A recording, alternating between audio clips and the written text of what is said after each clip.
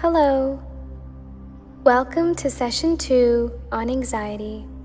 Brought to you by 2. In this session, we shall seek to understand how our thoughts are impacted by anxiety. We would highly recommend to pause and re-listen at any point to get more clarity, or re-listen to the entire session. Before we begin, please listen carefully to the following statements and think whether you've identified with any or all of them. I forgot to finish that project on time. Why do I never do things right? My professor thought most of my homework was great, but also remarked a few corrections that it needed. He must really think I'm hopeless. I've made so many mistakes with the cupcake recipe. It's better I don't even bother to do it. It's obvious she doesn't like me. Otherwise, she would have said hello. I know I'm going to make a fool of myself at the reunion, and people will laugh at me. I guess I'll just pass going. I could tell he thought I was stupid in the interview. I'm late for work. I'm sure my boss is angry with me and might fire me. What if I can't find another job? How will I pay my bills? I want to buy new shoes for myself. But what if I buy these and then find better or cheaper ones later on? These are called automatic thoughts. Consider them as scenario building. More like an attempt to try and think about every possible scenario and then trying to plan for it. For example, what if I don't have enough money to pay the bills? Well, I could probably borrow money from a family member or from the bank. But what if no one lends me the money? I might get another job.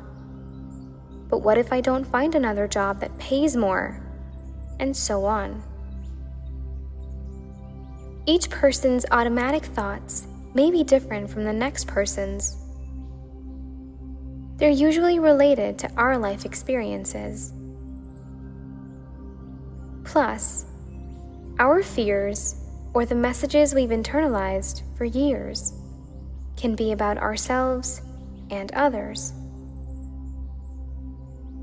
So, what causes these negative automatic thoughts? Life events, thinking styles, or picking it from our innate surrounding. How so?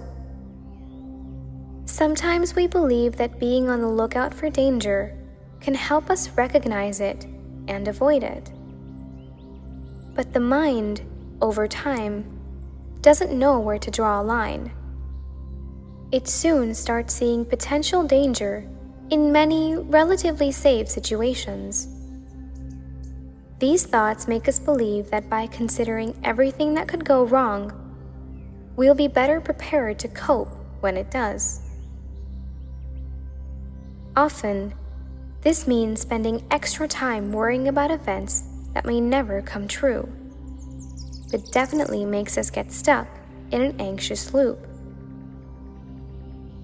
Have you ever been worried about worrying? I'm sure we all have at some point. Like worrying about doing harm to ourselves by worrying so often, only to make you even more worried. Ironic, isn't it? So what keeps these negative automatic thoughts going? An important contributor is that we often change our behavior as a result of our anxiety. For example, we may avoid going to a party because we've spotted many potential dangers. For example, what if no one likes me? Similarly, we may put off completing an assignment because we worry it'll be negatively evaluated. Unfortunately, because people tend to use such avoidance strategies, they can never see that things would often go better than they thought, and their anxiety remains a result. So how do we manage this trail of anxious, automatic thoughts? Ideally, having these thoughts might not be under our control. It would be ideal to have these thoughts under our control. But the truth is, in believing in them, ruminating about them, and acting upon them is still our choice. Thus, the first step is identifying the negative automatic thought. The moment you come to the present and identify these thoughts, you have the power to challenge them, change them, or to continue believing in them. Let's do an activity. This activity is called Sherlock Your Thoughts. This is where we play detective and challenge our negative automatic thoughts. Take a moment to think of a negative situation or event that made you feel anxious. Or think of a negative statement that you tell yourself most of the time.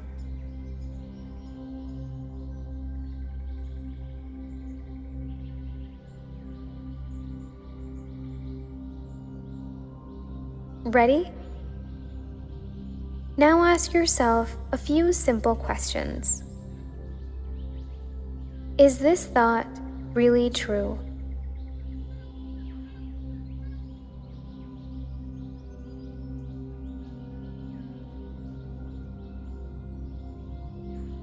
Did I make a conclusion based on one incident or many?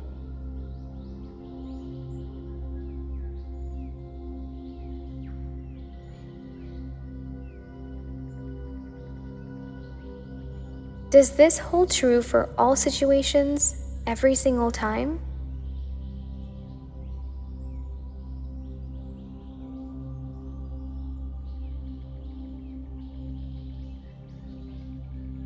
Is this a fact, or am I believing one negative thought to be true?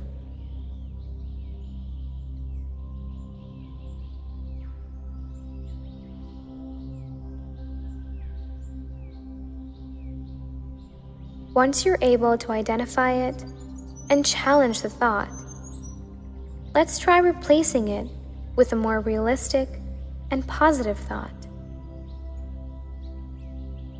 What can you tell yourself differently here that's more flexible and accepting of reality?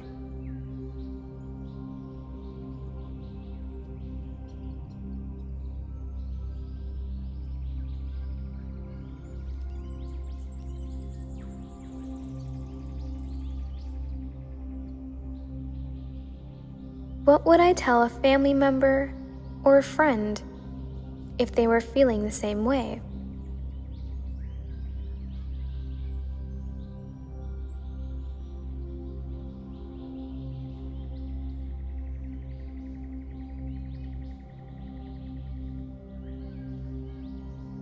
The simple practice of identifying, challenging, and replacing a negative automatic thought with a positive thought will help and change the ways we see ourselves as well as the world. A lot of effort goes into thinking positively, but a small change in habit goes a long way. It'll take time to make it your automatic way of thinking. Give it time, but practice daily whenever you catch yourself thinking negatively. I hope this exercise provided some insight. Remember, Worry is like a rocking chair. It gives you something to do, but it never gets you anywhere. Thank you for being with me through this session. I hope to see you here for the next one.